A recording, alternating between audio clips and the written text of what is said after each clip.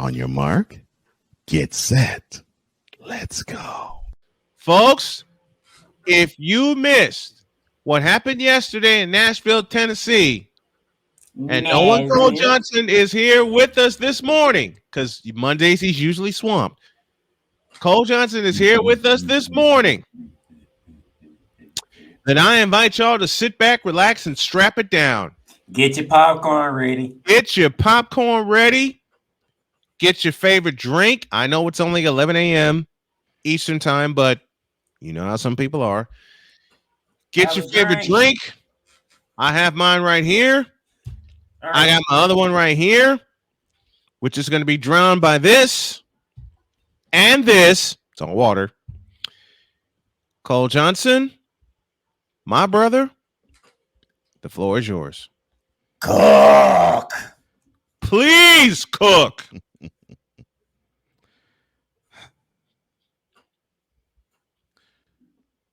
So I had a wonderful birthday, and this goes back to April, and it was a wonderful day.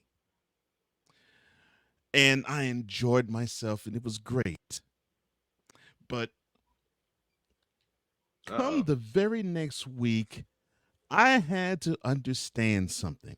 Yeah, the source of my consternation came, and it was due to the fact that yes, I live in a city where I rooted for the team that I now so thoroughly despise. Well, the team is known as now the Tennessee Titans. They were the Houston Oilers, and then they were the Tennessee Oilers for a couple of years.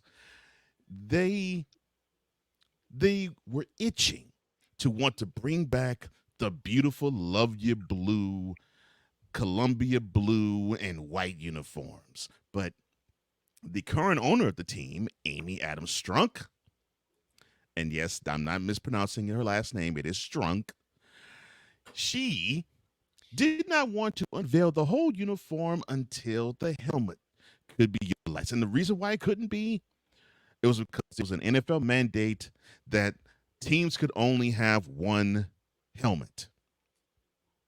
Well, during the off season this past year, they struck that from the books. They said, okay, you can have as many helmets as you like. Well, that opened the floodgates, and now Mrs. Shrunk now wants to unveil the Oilers uniform from head to toe. That's right, the white oil Derrick helmet, the Columbia blue jersey, the white pants, and the striped socks.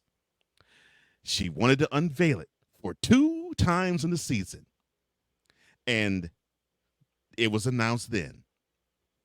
The first time be unveiled, it'll be against the Falcons, and then the next time it was going to be unveiled, it was going to be against the Houston Texans.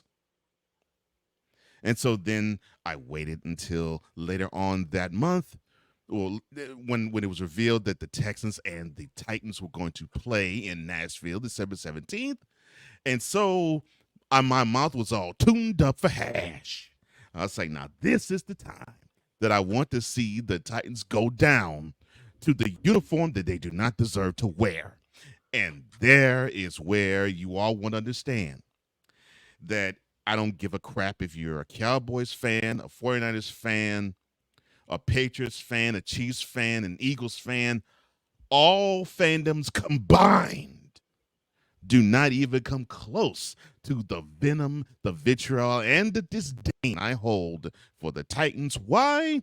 Because of K.S. Adams. I do not call him by his nickname, K.S. Adams, because he got in his feelings back in Houston when he did not have the right stadium, but he actually put himself in the stadium, signed a lease that he did not want to sign, and then he wanted to move the team to Jacksonville back in 1987, and then Harris County placated him and built suites around the Astrodome, and he decided to hold off on moving the team until 8 years later, when he and the mayor at the time in Nashville shook hands quietly, almost as quietly as when the Mayflower rolled off of the Baltimore sites when they were no longer the Baltimore Colts, but they were becoming the Indianapolis Colts on that snowy spring day in 1984. Oh, yes, the anniversary of that, the 40th anniversary of that, is coming in 3 months. But I digress. Yes. Yes. You rolled quietly. You shook the hand of the then Nashville mayor. And all of a sudden, we should have been adorned with, oh, KS actually did the thing. You fool! Well, Now, people don't understand. People don't understand why we as Oilers fans have such a disdain toward KS. So you have to understand something.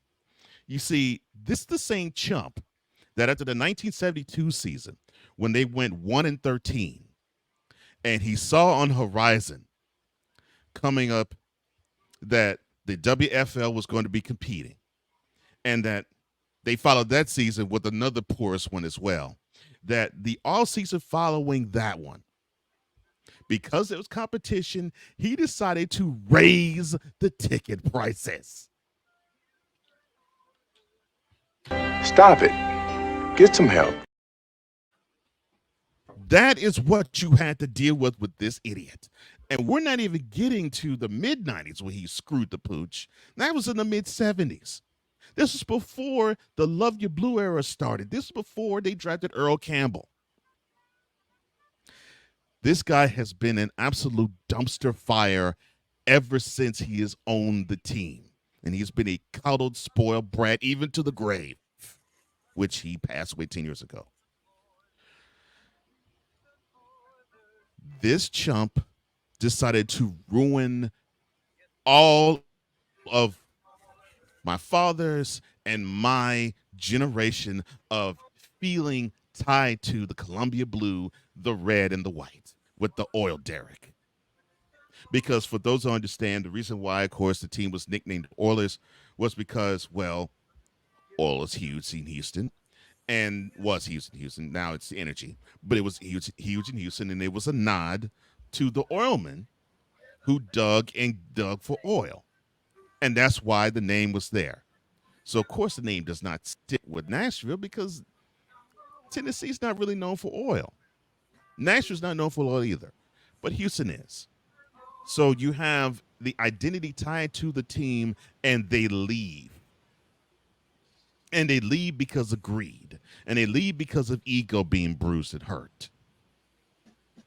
So fast forward to this year. And now they threw on throwback jerseys before with the Oilers, but they decided to actually have it all adorn their players' bodies this year, and they were ready because they had, oh my gosh, this pisses me off.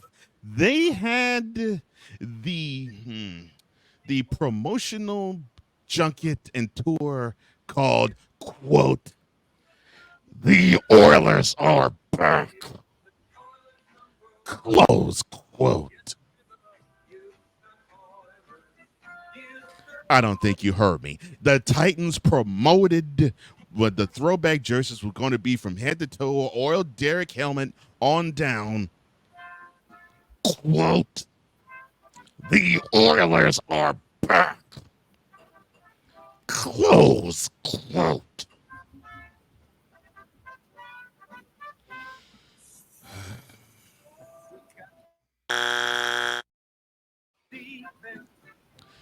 Amy, Rick, tell me. Cocaine's a hell of a drug.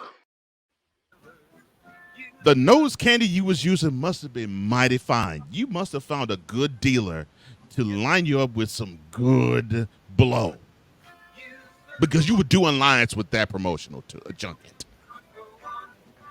So now we get to this year, and the first time I saw those wonderful uniforms and I wanted to puke was back in October when they beat the Falcons. But of course, in the back of my mind, I knew they were going to wear it again when the Texans came to town. yeah, and Cole wanted to cuss me out so you can get it off his chest. Well, you see, people don't understand. People really don't understand.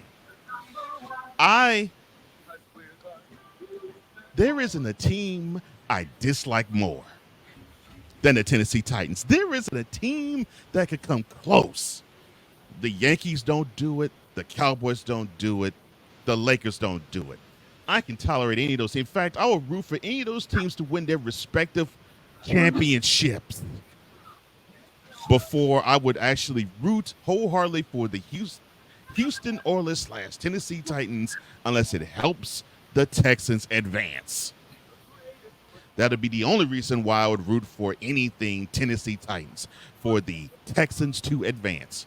Any other time, I want them to falter, to fail, and to fall flat on their face. Oh, and that gets us to yesterday. So yes, it was beautiful, Disrespect. and I saw Warren Moon, talk about, well, this has been in the works for a couple of years, and Mrs. Strunk wanted to do this, but she couldn't do it because the helmets were there. And in Houston, they don't have the alumni association, but when they came to Nashville, the Titans decided to have an alumni association. So former Oilers come to here, which I live in Nashville, to actually congregate. And yesterday we saw Eddie George. We saw Earl Campbell. We saw Mike Vrabel, the current head coach of the Titans, wear a Bud Adams, wear a Bum Phillips gallon hat, sort of to throw back to him before the game started. And the coup de grace is the fact that they actually have both end zones adorned with the name Oilers on it, with the oil derrick at the 50-yard line. That's a With great setup you on have the wall. behind you, sir. That's Thank a you. great setup you have behind Thank you, you, sir. and a shout Thank you, to sir. Sensei Drew. The sports senseis will return soon. But when I see Oilers, I think Houston, I think Astrodome, I think Warren Moon, um, Curtis Duncan, Ernest Givens, Haywood Jeffries, and Drew Hill, part of the run and shoot. Oh yeah, I'm My getting those are my that. those are my thoughts. Don't those Oh, bring I'm back memories? it And brings back keep many keep memories, keep and I'm keep getting Keep to keep cooking, that. going. keep cooking, keep Keep cooking. going, Oh, and Cole. I'm get. Keep cooking, Oh, and I'm Cole. getting to that. I'm getting ready, Cole. I'm getting ready. Keep cooking, get ready. I'm getting Keep And everything on set the cooking. up. wall, we saw a Columbia blue with Oilers strewn every every so often, like about maybe 20 to 25 yards apart. And I'm seeing Nashvillians wear the Columbia blue jersey, and they don't really know the lineage of this team. And what irks my nerves, I've been to Nissan Stadium. They have a Ring of Honor Is it a where it piece of trash has. like it look? Is it a piece of trash like it looks like? Well, see, you got to Nissan. understand, you got to understand, K.S. Adams built it. So whatever Uh, K.S. built, it's a yeah. piece of trash. Say no Now, more. Say no more. strewn all over the lower part of the upper deck of Nissan Stadium is the Ring of Honor for the Titans. Oilers. Oilers. But most of them are Ola greats. The only ones that really weren't would be Frank Wycheck, the late Frank Wycheck, the late Steve McNair, Eddie George, and I can't remember if Javon Curse is on there, but he wasn't when I went to the stadium. But Javon Curtis part of the Titans. yeah, I don't think he was part of the Oilers. He was part of the Titans. no, he Mhm. wasn't part of all this. He was part of the Titans. I was naming Titans. That's on there. But Mhm. most of the rings of honor, Was George Kevin Mason Blanda. on there? No, Derek Mason. George, Derek Mason. No, he wasn't. Um, and Derek Mason wasn't as big in Nashville. He got actually bigger because he became the head coach of Vanderbilt. But I digress. How about But Bruce the Matthews? names, I'm getting to that. The names that I saw on the awnings: George Blanda, Mhm. Evan Bethea, Mhm. Robert Brazil, Keep going. Earl Campbell, Keep going. Warren Moon, Mhm. Brad Childress, Mm. uh, Mike Munchak, Mhm. and yes, Bruce Matthews, who played a few years as a Titan, but he played many more years as an Oiler. He was an Oiler. He was an Oiler. But I consider him more an Oiler than I do a Titan. And of course, Bum Phillips' name was on there too. And God, even why? There was a Jerry Glanville mention on it too. Now that is the Ring of Honor in Nissan Stadium. Outside the stadium, you see murals. You see murals of Wycheck and George and McNair, obviously. Mm-hmm. But you also saw murals of Earl Campbell, of Warren Moon, of I think it was a Hayward Jeffries mural, and an Ernest Givens mural, and a Drew Hill mural outside the stadium. And Nashvillians don't really have a tie to this team. They don't know. They don't. If you ask a Nashvillian why I don't know were who they they are. named Orioles, they probably wouldn't know why, and they Mm-hmm. wouldn't know who these guys were, other than they originally played for the team that I root for now. All of these greats are supposed to be celebrated with the team that wears the uniform that currently adorns the team that owns it. Oh yeah, I'm about to go Down memory lane. Take it. because here is the skinny. You have all of these greats that can congregate to Nissan Stadium, and they did yesterday. And you had the team wear uniforms that they don't have a tie to and a connection to, but people like me do. And I heard so many idiot NFL Today fans say, "Well, I don't know why you're having issues with the Titans wearing all those uniforms. They own it. That's not the point."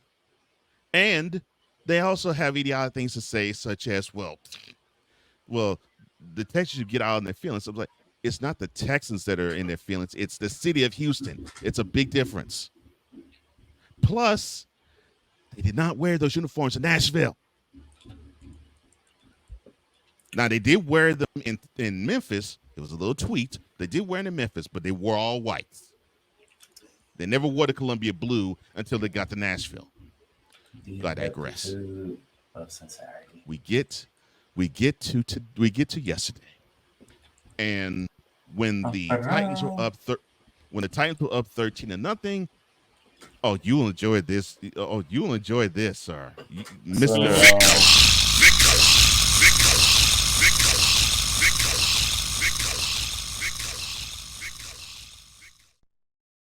So what Mr. Johnson is talking about is when Elijah Molden had a 44-yard interception pick six in the Yes. first quarter. Yes. Mm-hmm. So it was 13-0, and Victor, you're gonna enjoy this. A moronic Cowboys Nation fan said, quote, "What is better than the Titans beating the Texans in the Oilers throwback uniforms? Hashtag go Cowboys." Close quote. The disrespect. And I said, what's better? Here's what's better. The Texans beating the Titans and then having those uniforms shoved up their backsides. F the Titans.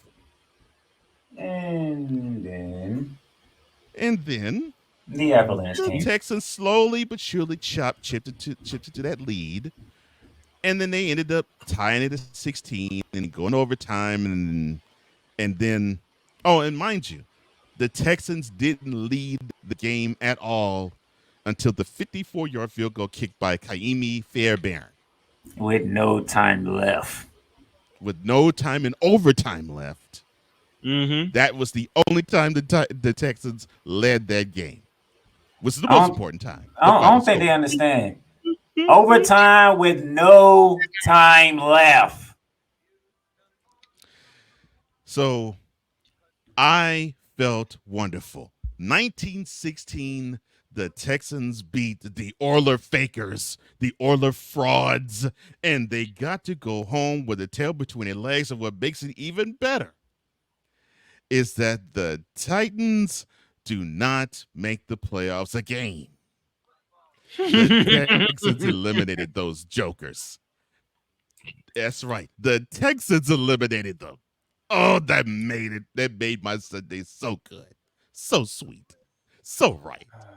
because you jokers don't deserve to wear those uniforms. You don't deserve it. I'm sorry. You didn't earn it. I'm not talking. I'm not talking today. I'm talking ill about today's organization. You know full well that you don't earn it. You just use it as a trinket. It's something that you just And that's all.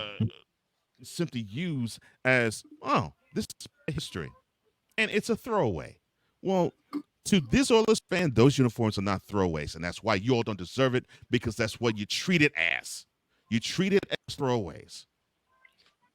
And what makes it even worse is that the daughter of the owner of KS Adams should know better, because she grew up with the team being established in Houston, let alone the Love Your Blue, let alone the run and shoot, let alone aftermath of the run and shoot, let alone the lone in that franchises, the lone trip to the Super Bowl.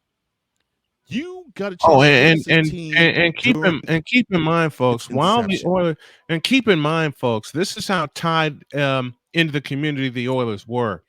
In 1989, the Houston Cougars adopted the run and shoot when they had a quarterback by the name of, I don't know, Andre Ware. Andre Ware. A No, year Andre later, Ware. Andre Ware. A year Then later, someone. 1990, Mm, they upgraded the run and shoot with a quarterback by the name of David Klingler. And in talking to some yeah, he's alumni, not putting up points. yeah, points and yards. And in talking to some alumni, you can scout the interviews yourself. They flat said, "We love what the Oilers are doing, and we are using it." Continue, sir. Yes, My goodness, yes, they were so a part of the community, and KS wanted to bargain against that. But what he ran up against was people who did not want to be taken advantage of, that were in politics in the Harris County area. So when that wonderful stretch that I got a chance to understand who they were, the 1987 to the 1993 period, where Mhm. I can run through the laundry list, where they went to the playoffs and had staggeringly in 87, where in 1988 they met up against the burgeoning power of the Buffalo Bills and played them toe to toe, but Drew Hill got injured in the middle of that game, and that basically deflated that offense. Yeah. When in 89, when in 89 I actually went to the playoff game after the week after the Oilers lost to the Steelers to back into the playoffs, and they hosted the Steelers Mhm. again, and they lost that game. In 1990, after they took it on the chin to the Bengals in the regular season to basically give them the AFC Central by the tune of 61-14, and then 2 weeks later go back to the stadium and get their butts trounced by them. Thank you, Cody Carlson. Captain 1991, Cody. 1991, where the Broncos converted not one but two fourth and tens on the final drive to win the game, and the Oilers led the whole way until the final field goal that So was the kicked. final field goal, David Treadwell. I'll skip 92. You all know why. 1993, Yeah. the Oilers led 13-0 to the Montana-led Chiefs when Montana did his thing and had his second to last great magic moment. Of course, the last one was Monday Night Football, the next Mhm. ball. But he had the last great playoff moment of Montana Magic, where he basically had the Chiefs score the 28 of the final 35 points in that game, Mhm. and basically said F you and up yours to the Buddy Ryan 46 defense, 2020. And then we get to 1992, and I get clowned for this to this day, where the Oilers were up 35-3, and they lose the game 41-38 in overtime. And they were up 35-3 beginning of the third quarter, thanks to a Bubba McDowell interception off of the hand and arm of Frank Reich. And then we Shout aid in to having him have the biggest college football comeback and the biggest NFL football comeback in the history of the sport.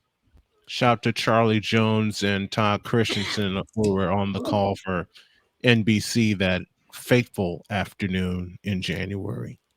Two of the So best. The levels of so I disrespect is real. so I witnessed that. I witnessed that. My fellow Houstonians witnessed that. The Nashvillians have not, Mm-hmm. because it is all rosy, because it's about, well, the miracle, the Music City Miracle, and the time they actually beat the Jaguars the third straight time that same year 2 weeks later, and just being over one puny little yard short to win or at least to tie the Super Bowl. You see, they have those memories, and they have the memories where tied with Manning to win the MVP, and and they have those moments where they've had the close but not quite. Well, Mm-hmm. the close but not quite predates them being in Nashville. So you had that stretch. You had a fan base that was tired of it, and you had a fan base that was getting tired of KS, because he pulled the same move that Jerry Reinsdorf pulled 4 years later when he said to the Bulls, quote, "I don't care if you win a championship. The summer '98, we're breaking the team up." Close quote. God, I remember Well, that. You want to KS do was the four last years thing. well KS 4 years before said, quote, "I don't give a crap if you win the Super Bowl. 1993 is the last year the team that you see is going to be presently constituted, because we're breaking this crap up." Close quote. Mm. So now you got the gist as to why Houstonians were just sick of, not necessarily the Oilers, but they were sick of KS, because he was always pinching pennies, he was always crying broke, and he was always holding the fans' feet to the fire, and he was always screwing the fans out of money. Mm-hmm. So you got to understand, that is the hatred from which all of this is built. Because Houstonians don't hate the Oilers, they love them. I know this because I grew up having a picture of Earl Campbell and Warren Moon on my wall. Love them. Love them. KS, on the other hand, no. No. And there's still times I look back to the 1979 divisional round game when they went to San Diego and they were woeful underdogs because Dante Pastorini was injured, and a little known BYU quarterback named Giff Nielsen started. And although he was not the star, Vernon Perry was, because he picked up Dan Fouts 4 times in the game, and they won. Yep. 17-14. And then in the 1979 AFC Championship game, he started off things, picking off Terry Bradshaw and returning, I think it was 65 yards for a 75 yards for a touchdown. And that was really the only lead the Oilers had, because the rest wanted to screw him out of the game. Yep. 17-10, Steelers up. Passerini on the Steelers, I think it was the 10, threw a beautiful corner touchdown pass to Mike Renfro. He dragged both feet, but the ref said it was incomplete Out of bounds. because they said he was out of bounds. So the Oilers had to settle for a field goal. 17-13, and the game ended up being 27-13. Steelers advanced to the Super Bowl, and they won their 4th in 6 years. You see, But that catch was the Titans game. fan. You see, Titans fan don't know that feeling. They don't know, even in that season, the Thanksgiving before, where basically Earl Campbell solidified his MVP season by just simply tearing up the Cowboys. Mm-hmm. They don't know that the year before, that the announcement of Earl Campbell being the guy was announced when he went for 199 yards and rushed for 4 touchdowns. They don't know that. They don't know the pain that it was that the Oilers were the second best team in the late 70s, but the best team just so happened to be in their own division. They don't know that pain. Mm-hmm. They don't know the pain of. They don't know the pain of having defenses that were in the 80s and early 90s, and they don't know the pain of the offense that was powerful, but they simply could not push in the end zone. They don't know that pain. I do. Mm-hmm. Many of my friends do.